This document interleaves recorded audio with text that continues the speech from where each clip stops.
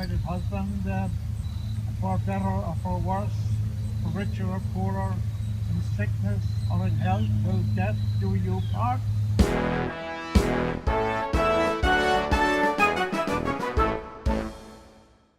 I'm here on location at Vanderbilt Mansion for Nick and Nicky, and who do I find but a wonderful actor, MALACHY McCOURT, who I know from going way back when he did the movie with Carla Gugino, Dave Boreanaz, and Ellen Burstyn, The Mighty Max. And I know him because my son happened to be in that with him, as a matter of fact. But you played a priest then, too.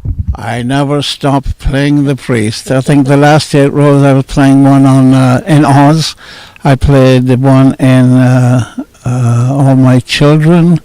I played one for Ed Burns in the Fitzgerald Family Christmas 8 times in the last few years.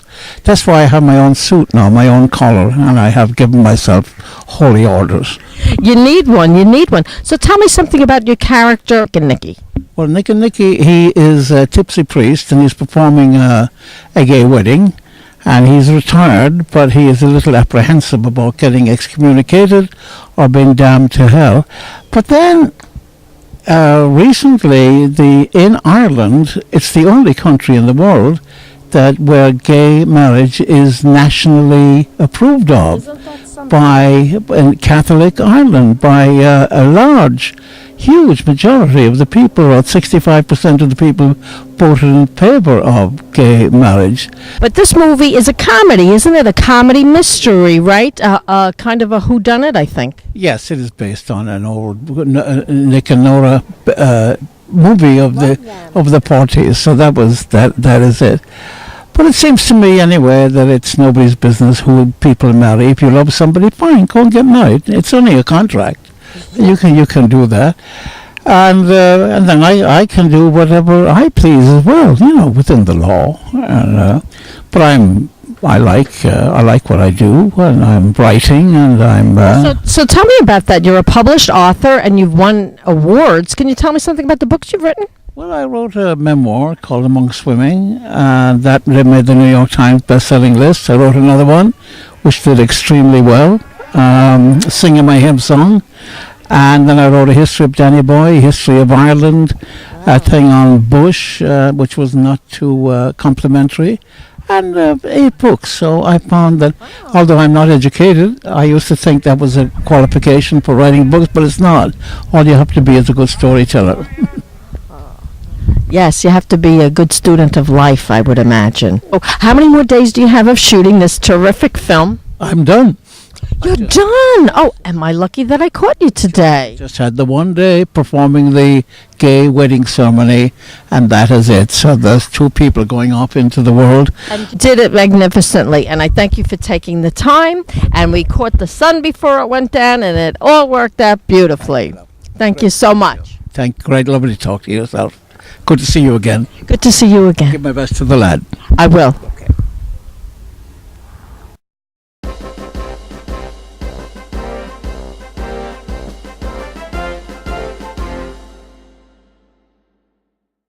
I'm here with Patrick Askin on the set of Nick and Nicky, and he's the writer and the star. He plays Nick. This looks like it is going to be hysterical, Patrick. Oh, I hope so. It's a comedy.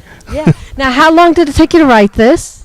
It's a difficult question. It's been a 5-year process since I wrote the rough draft. I wrote the rough draft in 2010.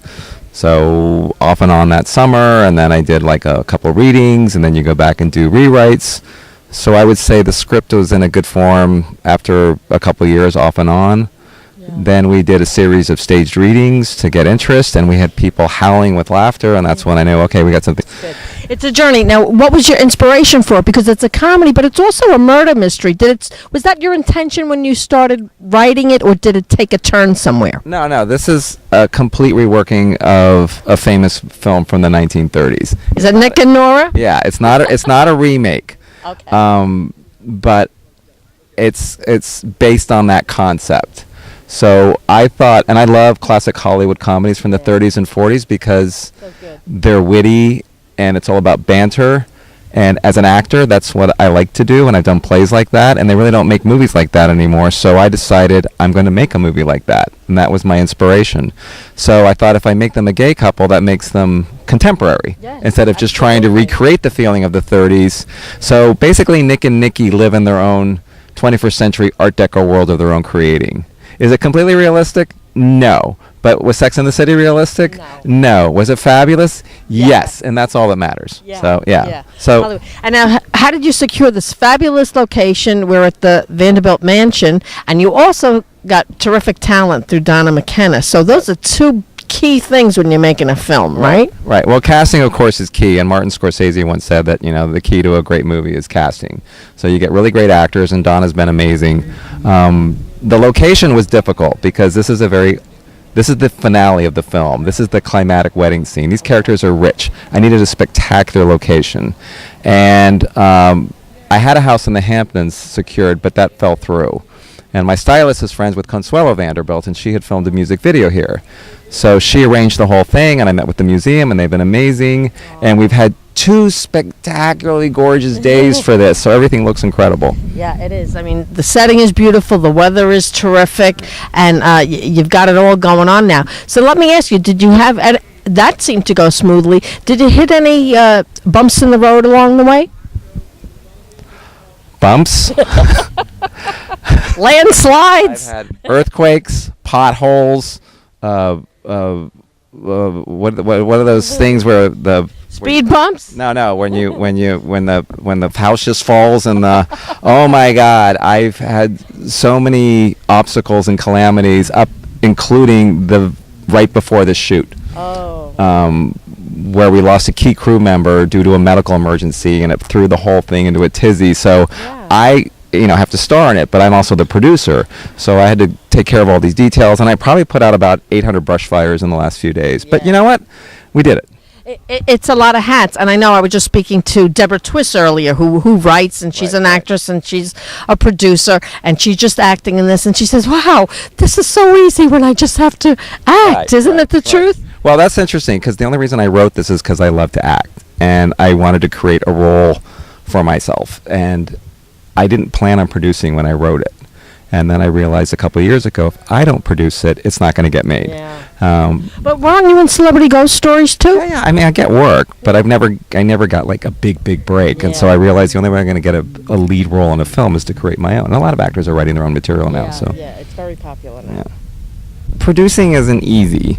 And Have you produced before? no, I'm a first-time screenwriter and producer. Wow. But I understand movies, and I love movies, and I've always been good at kind of seeing the whole picture on things, so I know how to put the pieces You're together. a visual person. Yes, and actually it's interesting because when I wrote, I see things in my head. I visualize things very That's a good strongly. thing. And what's really okay, so producing isn't easy. However, last night we filmed the climatic sunset scene with Nick and Nicky dancing and singing to each other. And all of a sudden, I'm seeing the physical manifestation of what I saw in my head that I wrote, and I'm seeing it happen in a spectacular fashion. That is an incredible feeling. So producing is a gazillion headaches, but the reward is amazing because then you've actually produced something.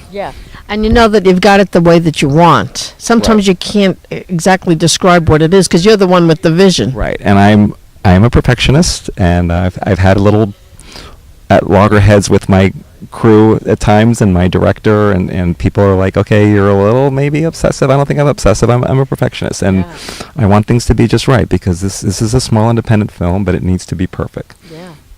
Because you want to do more films. Well, actually, we plan to turn this into a TV series.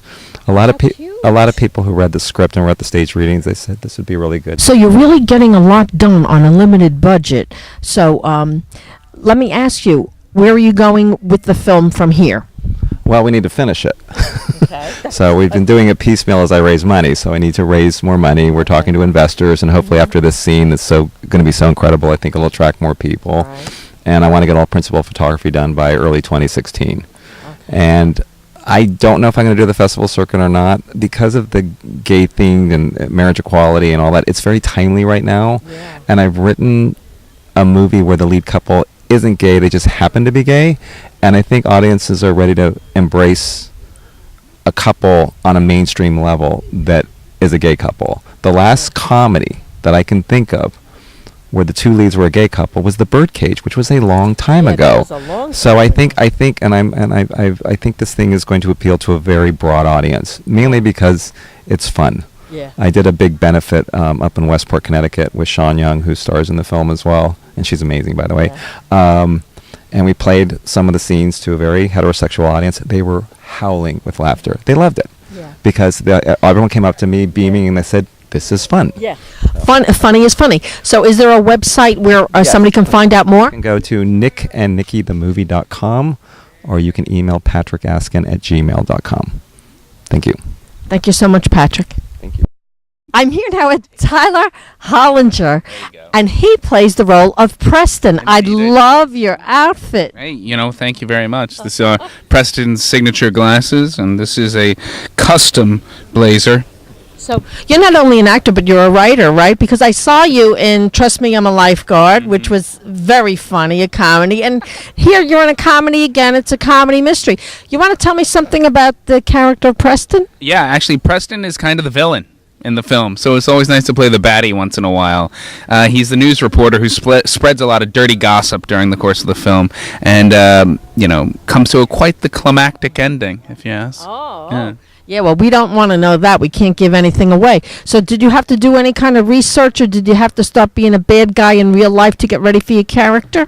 That's a good question. What I did was I watched a lot of vlogs, a lot of online videos of people who host their own opinion-oriented shows about politics, about entertainment, and that really fueled a lot of what I brought to the character. Okay, good. So now let me ask you, how many days' work do you have on this? I think it's 8 days, and it's spread over, a couple months. Oh, that's good. And you have different locations, and that's pretty cool. So now let me ask you, how long have you been acting? Well, I've been acting professionally for 12 years. You're a theater actor too, aren't you? I am indeed a theater actor. That's true, yeah. That's where I got my start. Yeah, I know. They say the best actors work in the theater, That's true. I totally believe it. There's a different set of tools that you need when it comes to the theater, and those tools translate easily to the set of a film. Yeah. So now, what else do you have on your agenda? You can see me in the comedy series coming out called Exiled Out East, and you can see the film Trust Me, I'm a Lifeguard on Funny or Die. Funny or Die, is that online? Yes, that is online. You can watch it right now.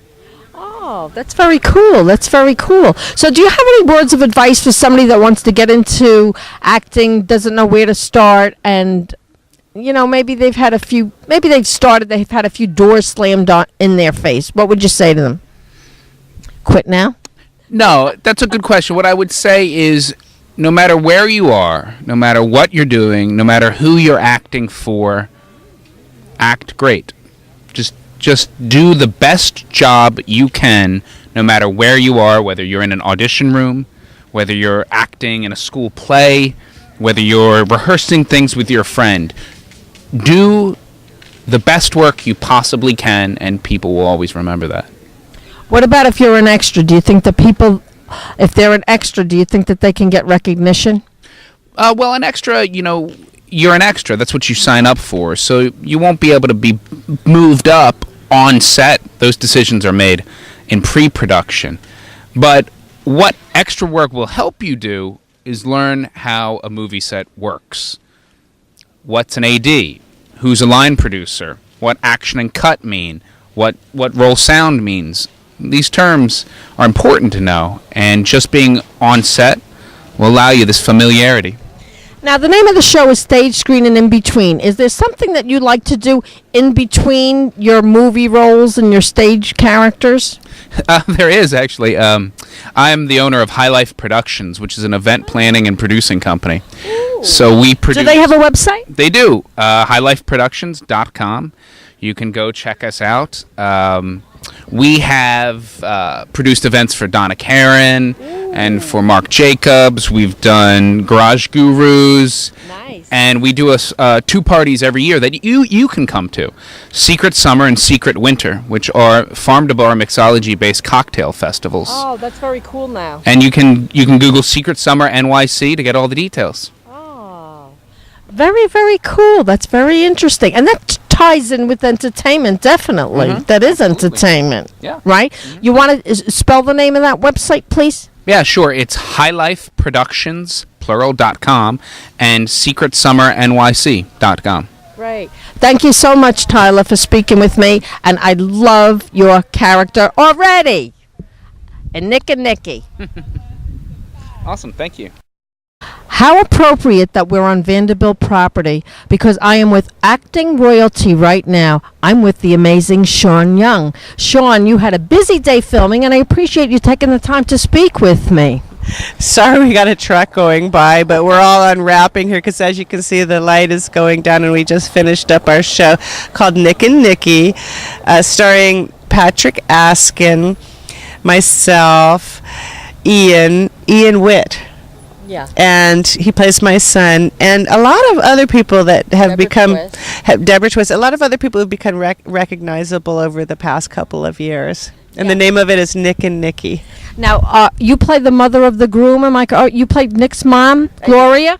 I do. I play Nick's mother, and also the Nick and Nicky is a homage to the old series Nick and Nora that Myrna Loy and William Powell starred in. And those films back in the 30s were very, very low-budget films, but they were so popular that the studio kept on making them over and over, and there ended up being like 4 or 5 of them. Yeah. They're very popular, even today. I mean, they're well known. You say Nick and Nora, and people know exactly what you're talking about. So now, this is a comedy, and it's also a murder mystery, right? Well, in some regard? Well, yes, because he plays an investigator, and there's all these twists and turns, and it's styled very much after the Nick and Nora series. So yes, it does have the murder mystery. Okay. Is there anything peculiar about your character? Well, peculiar, not in my character's view, but you know, I mean, I suppose. I look at my character in this movie as a character that sucks up a lot of the air in the room and doesn't realize that she's doing it. Like, she's got this son who is a gay and who's marrying a gay man, and she's okay about the fact that her son is gay because she, in a way, was a very sort of flamboyant mother herself, and she walks her son down the wedding aisle and kind of wants attention herself. So she's a character that sucks up a lot of air in the room, and so I guess that would say a lot. But also, there's a dignity to my character in this, and a classical quality to her as well. Yes, you do. And I love your wardrobe. That is an attention getter, I have to say. Now, I also just saw you in Leaves of the Tree, and you were wonderful. Oh, thank you. I've lost weight since then, haven't I? You look great. No, I was kind of heavier. About a year ago, I was heavier. But I've been working out, doing my tap dancing classes, and I just... I love the East Coast. I'm much more comfortable on the East Coast. I lived on the West Coast for a lot of years, raising my children, and when I could get out, I did. And I'm a lot happier on the East Coast. I really like it out here, and I like working with people out here, and we have a lot of fun. And I don't mind being the indie queen.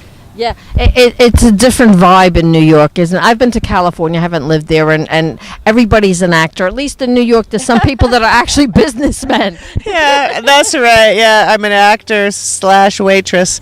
So tell me something about your tap dancing, because I know I don't like to exercise, but if I'm doing something, if I'm horseback riding, aren't you an equestrian as well? Oh, no. No? Have you not heard the story about how I fell off and broke my arm on Batman? I did, but I thought you were an equestrian. That's how you got the role. I didn't know the backstory. Oh, no, I was afraid to say I don't ride horses. No, I should have been a little more demanding, I think. I know.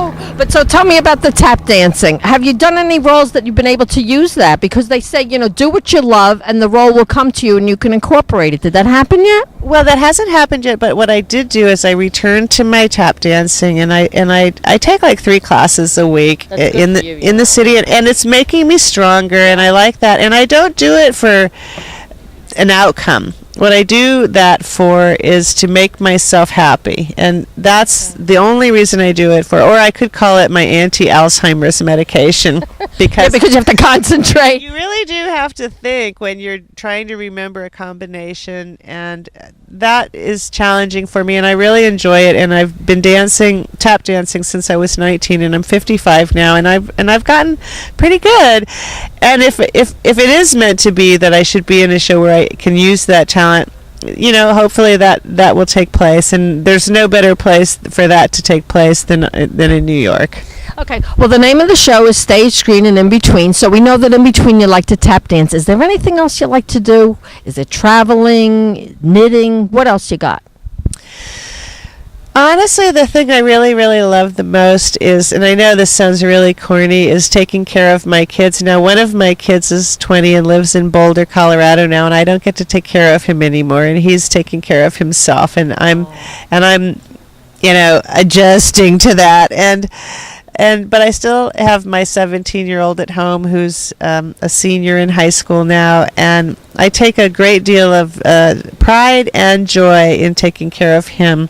And now what I'm also doing is I'm taking a lot of pride, finally taking a lot of pride in taking care of myself and giving myself what I need, because I spend a lot of time focusing on other people. Especially for women, don't you find? Well, indubitably. I mean, that's what it's about. We always focus on other people. And so, in fact, it's more challenging for women to focus on themselves. Yeah, because you almost feel a guilt when you focus on yourself. But that's the thing. It's an illusion. And what we need to do is actually focus on ourselves, make ourselves happy, organically. And then when we do that, we make everyone else around us happy too. So today I spent a lot of time making everyone else around me happy.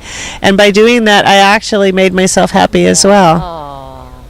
That's so sweet. So thank you for talking to me after your long day. You look as beautiful as when you started. Oh, get out of here. And I want to see this, because this is going to be one funny movie. Yeah, this might actually turn out well, so I'm glad about that.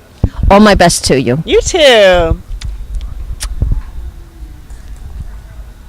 I'm here with DEBORAH TWISS, and she came to my rescue once again, giving me permission to take my shoes off on the location here of Nick and Nicky. Thank you so much, DEBORAH. She is playing the role of Margery, and it's a very interesting role, very different from her very ladylike self. You want to tell us something about your role, DEBORAH?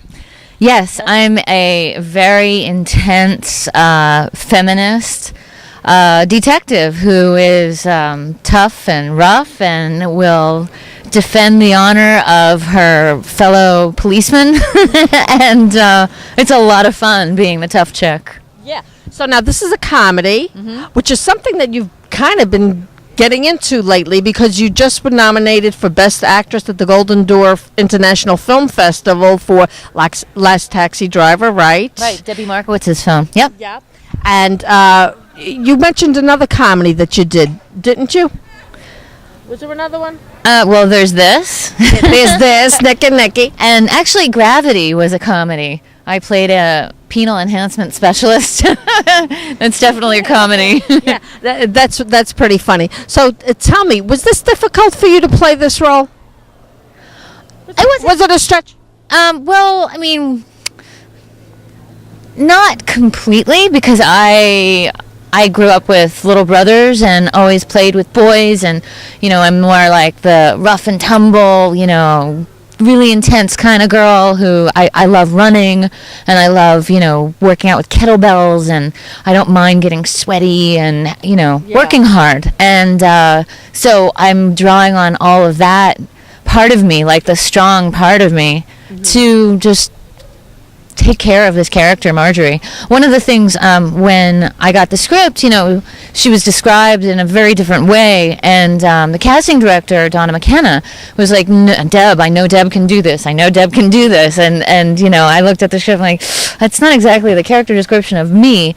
And she said, yeah, but you'll make it your own. I know you can do this. And she's encouraging, yes. And she really believes in people. And sure enough, like I found my way, and I'm really like enjoying this character, and I have like a very unique kind of feeling for her, because I really wanted to protect her and have her portrayed the way that I would like to have her portrayed. She's a very intense lesbian detective, and I didn't want to offend the LGBT community by doing some kind of crazy stereotype that I've got so many friends that are part of that community, and so I'm really proud of what's coming together with this. I like it. Now, how does it feel to be a brunette? Because you're not really a brunette, are you? No, I'm not. This is a wig, and I'm having a good time. I really am. Is it freeing in a way? It frees you up to be another person, another character, right? Doesn't it? Absolutely. And, it goes back to, there's so many different schools of acting, but, one of the schools is about how, when you're putting on a wig or a certain kind of clothing or whatever, that influences the way your body's held and the way you feel. I mean, the fact that I feel like, the air on the back of my neck, and I feel bangs, and it's like, there's like something, there's a feeling that comes from it that influences the character, and I enjoy it. I really enjoy like playing different characters and just having fun. Yeah. I get to pretend for a living. I know. And you pretend very well. Is there a website where somebody can find more about you? Yes. Deborah, DEBORAH, Twiss, TWISS, actress.com. So good talking to you, and the best of luck with the continuation of Nick and Nicky. Thank you. I can't wait to finish this film. It's going to be so funny. I can't wait to see it. Great seeing you. Great seeing you. Shoes on or off? I'm here now with the director of Nick and Nicky, Marcus Slabine. Did I pronounce that right? Yes, you did. Oh, okay. And he's from Massachusetts. He's done numerous short films, but this is his first feature film. How does it feel to have the responsibility of having a feature? Oh, it's a huge responsibility. I mean, I've directed over 16 shorts, actually no, 17 shorts now. A web series that's coming out, and about to go direct another one. And it's a huge difference. It's everything is just on a big, grander and a lot more grander scale and everything like that. But you have great actors in this one. You have Sean Young and Deborah Twiss and Ty Hollinger, and on and on. And you got DONNA McKENNA casting it, so that's a big help. I love Donna. I love Donna, and all the actors that we've casted through her, and all the names you mentioned have been amazing. And you have a great writer and lead actor. You've got Patrick. Yep. Oh yeah, love Patrick. Yep. Well, yeah, and I'm also used to doing short films. The last short film I just did, the last two I just did is a horror film, which is called The Break-In, which is a first part of a 4-part series and the first part of a feature film as well. And that just premiered at the Long Island International Film Expo. And the other film I just did that just won Audience Choice is called Janus and the Golden Fleece, which just premiered and won Audience Choice, beating out 53 other films. So, yeah. Good. Well, best of luck with the rest of the shoot. Thank you. And I know it's going to be fantastic. From what I saw today, I know you got a great thing here. Oh, thank you so much. And it's been a pleasure. You're welcome. Thanks.